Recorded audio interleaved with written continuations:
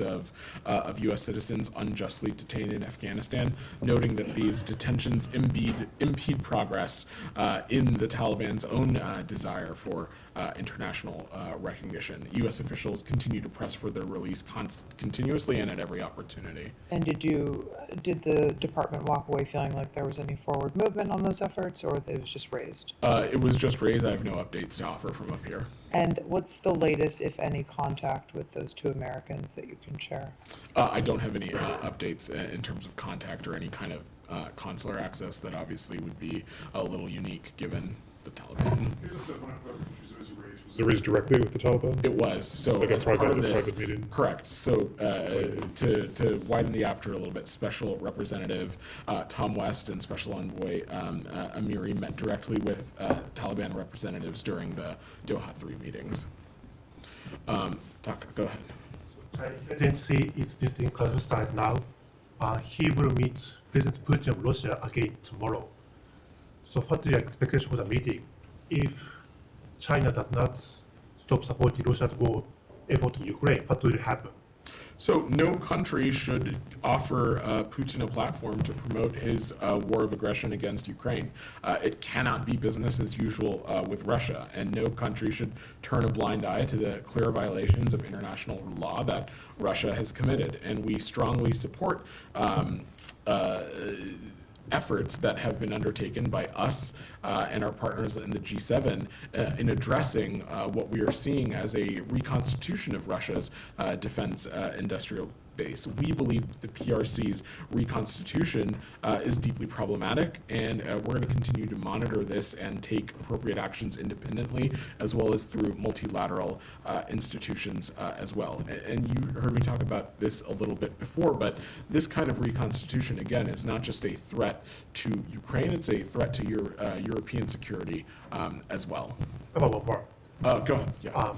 A mayor of a small town in the Philippines is accused of being a Chinese asset or Chinese agent. So according to the media reports, the fingerprint of the mayor and the Chinese national is identical. Do you have any comment on the news story? Are you concerned that may increase tension in the South China Sea? I don't. I would defer to authorities in the Philippines to speak to anything about that. Yeah. China and the Philippines had talks today, I believe it was, and there were some statements saying they were going to de-escalate tensions. How significant is this from the U.S. perspective? How important do you see it? Look, we of course would welcome any efforts to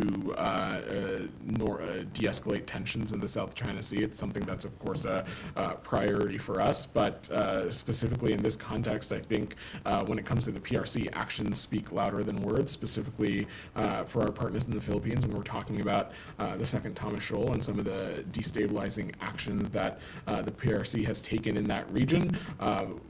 We would welcome steps to de-escalate, but actions speak louder than words, and clearly, especially in the South China Sea, especially in the context of the Second Thomas Shoal, you have seen PRC actions be inconsistent with a stated goal, perhaps, of de-escalation. Go ahead in the back. Yeah, you in the green tie. Yeah. Oh, thank you.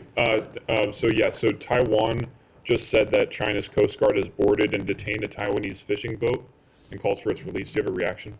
I've not seen that report, so I'm happy to check with the team and see if we have some more updates on what happened. U.S. and Chinese officials have been holding talks about cracking down on fentanyl sourced in China.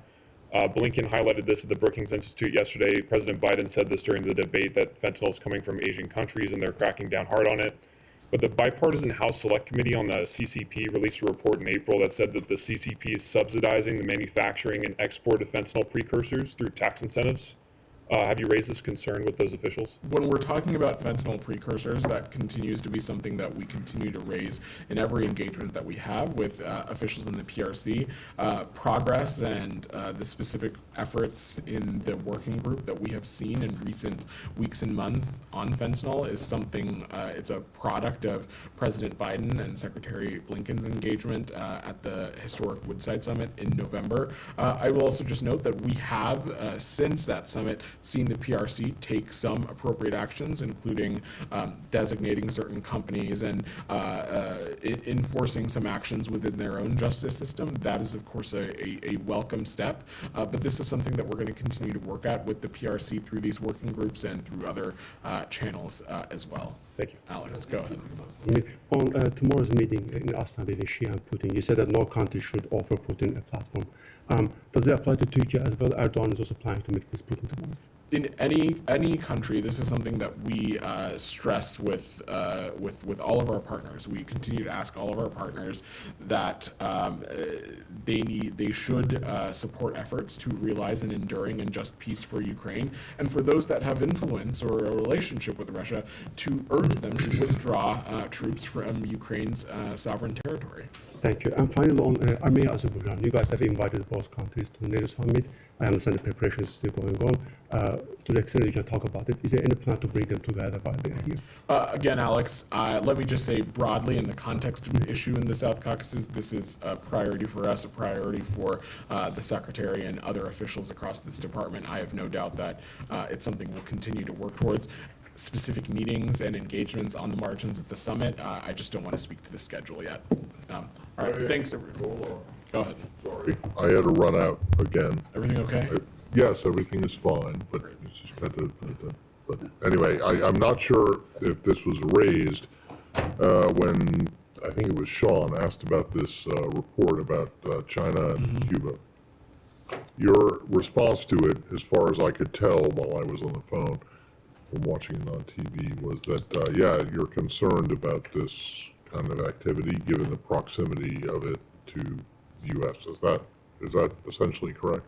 Well, Sean posed the question of what concerns could we have. I wasn't going to get into specific intelligence concerns or No, areas. I know, speak to that. but because there is this Chinese activity going on in Cuba, that was an issue, right? Did you say that or not? That was the premise of the question, yes. Okay, so if that is a concern, and a legitimate concern for the United States, why is it not a legitimate concern for China to be concerned about what you guys are doing with Taiwan? Taiwan is, what, 100 miles off the coast of China, and Cuba is 96, 97 miles off the coast of Florida? Matt, we have never at any point any country is allowed to have any feelings that they would like to have.